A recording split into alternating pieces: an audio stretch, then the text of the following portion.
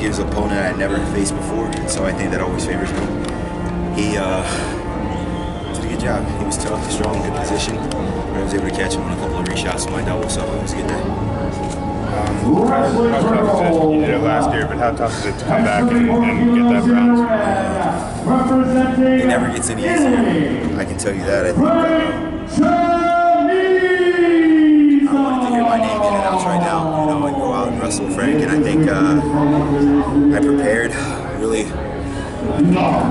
I was really focused this year. I thought I did everything right, and I thought I was really well prepared, but so were my opponents. I think at this juncture of my career, I feel is all running out of time, and so that can be really scary. It can be really scary, and it's really disappointing because for the last 2 years in a row, almost the same exact scenario, same exact sequence,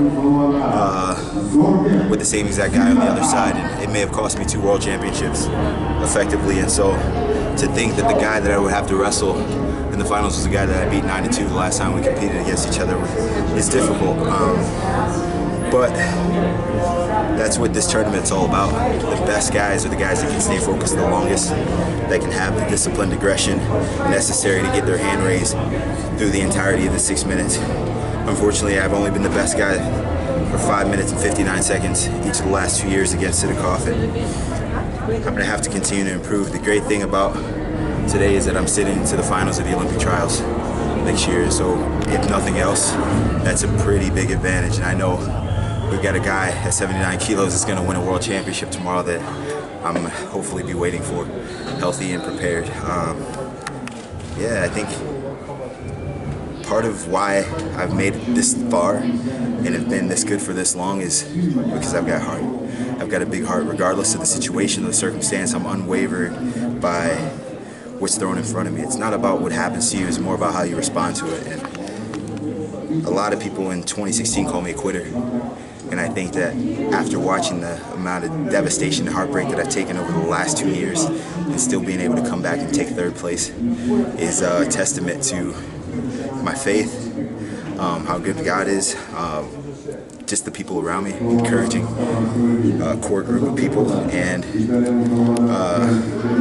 yeah, it's bittersweet. I always want to win something. I don't want to go home empty-handed, but I want to get back on top of the podium, man. It feels like it's been so long. It's been so long, and it's been such a good year for me. I won everything that I competed in this year. I wrestled more purposely. I had a great weight cut, but it doesn't matter. You know, those things don't matter in the grand scheme of things, and that's one thing that I always realize coming here, and you get what you earn. And today I earned a bronze medal, and it's not what I wanted, but it's gonna look good at home.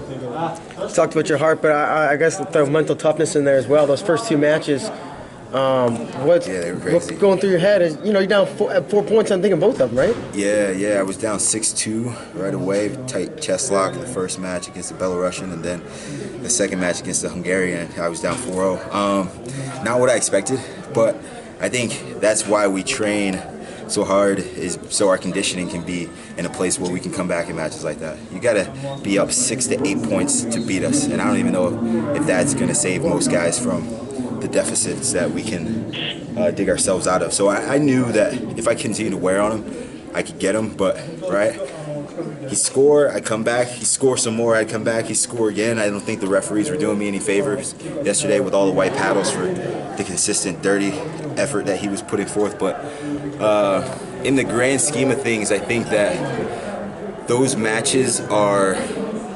representations of who I am and what I represent, and that's been a cool thing for me. Is I've been known for my grit and for my determination, and so when I get a chance to put it on the world showcase like that, I think it's pretty cool for the world to see, because people are like, well, man, how does this guy stay here? Like, I mean, I would like to see, after this tournament's all said and done, all the freestyles done, how many guys were world medalists in 2011, and then how many guys were world medalists here at this tournament. But they're very few. It's been 9 years. You know, my world medals are 8 years apart, and hopefully it doesn't stop today. I don't plan on quitting anytime soon. When you've won as many golds as you have, what's your level of appreciation for what it takes to win a bronze? Well, I don't really appreciate the medal as much as I appreciate the journey. I'm going to grow from this. I've learned a lot. I'm going to continue to build and develop my character and resiliency, to really just mentally forge myself to where I want to be in preparation for Tokyo. And I think this is cool, right? Going out and winning another world championship would be great, but damn, number 6 it's been really elusive for me. It's been freaking hard to come by, man. It's been really frustrating. It's been really frustrating. I mean, I want it. I don't know when it's gonna come. I don't know when it's gonna come, but I'm gonna keep trying. Can you talk about the draw as a whole? I think 3 of the 4 guys you competed against yesterday, maybe 4 were born in Russia, competed in Russia, even if that's not the country that they I mean, it was a now. tough draw. I mean, it was a tough draw. If you look at the guys that all these other guys had to beat on their way to get to where they are now. I mean, I don't think it's fair. I don't think it's fair. I think that I wrestled at a lot of ranking tournaments this year in order to secure my spot in a good place in the bracket, and I thought I had the worst draw of the seeded guys. Now, granted, the Georgian had to wrestle Kajiev his first match, but I've tech-falled Kajiev every time I've wrestled. And so it's one of those things that you can't control it, so you just kind of dwell in it, and everyone's able to coexist with the current system. In the past years, it was completely random.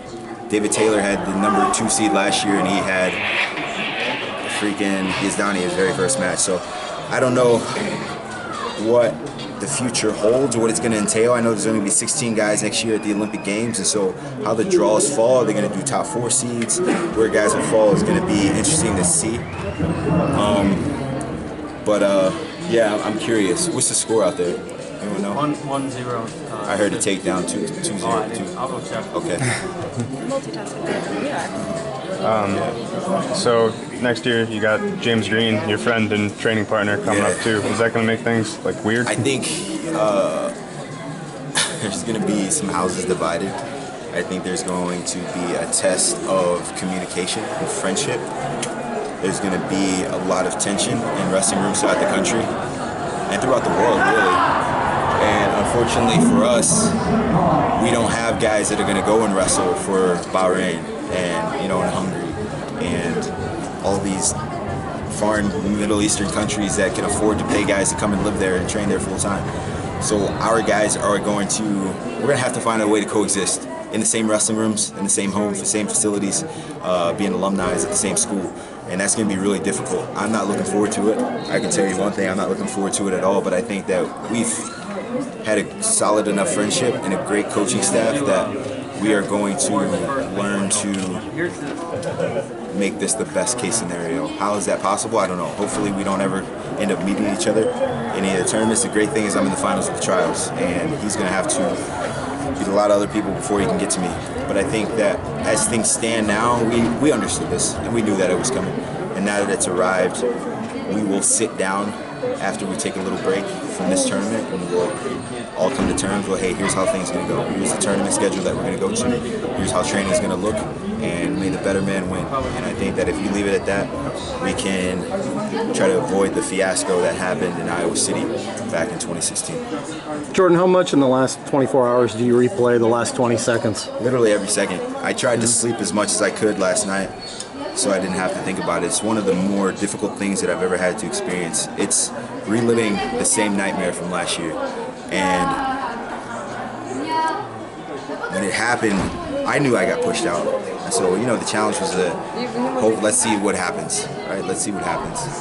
Let's see what happens. And I think that in that moment, I was like, God, I did it again. I freaking did it again. And, with that being said, you just, what can you do? What can you do? I think that I dwelled on it last night, and now I'm in a good place. I've got my bronze medal. I've got my bye to the finals of the trials. I got my family. My wife's here. She's healthy. I get to go see my kids in a few days. Life's good. Life's good. So regardless of the circumstance, I try to keep it in perspective. This is just a wrestling match, and I'm still one of the best wrestlers in the world. 2-time world champ, and I've come within 1 second of beating him 2 years in a row. That is, it's tough. It's tough. I think I should be a 7-time world champ right now. But I also have a lot of respect for Sidikov, and I think it makes the rivalry even greater come 2020 in Tokyo. I just hope we're on opposite sides of the bracket next year. Is there anything you wish you would have done differently in the first 5.5 minutes? Yeah, shoot more often. He does a really good job of keeping pressure. He's a good hand fighter. Doesn't react to my face really often. He's a tremendous athlete. He's a great wrestler, and I want the opportunity to just wrestle with freedom. I think that he's got some things in which he's figured out ways to slow me down, and the key for me is to figure out ways to get back to where I can score and create a consistent effort in which I can get to my leg attacks and really finish on. And so, yeah, that's the biggest thing. I got to get better. I got to get better, unquestionably. So I'm going to have to do some things this offseason to get back into a place where I can not only compete with these guys, but I can beat them.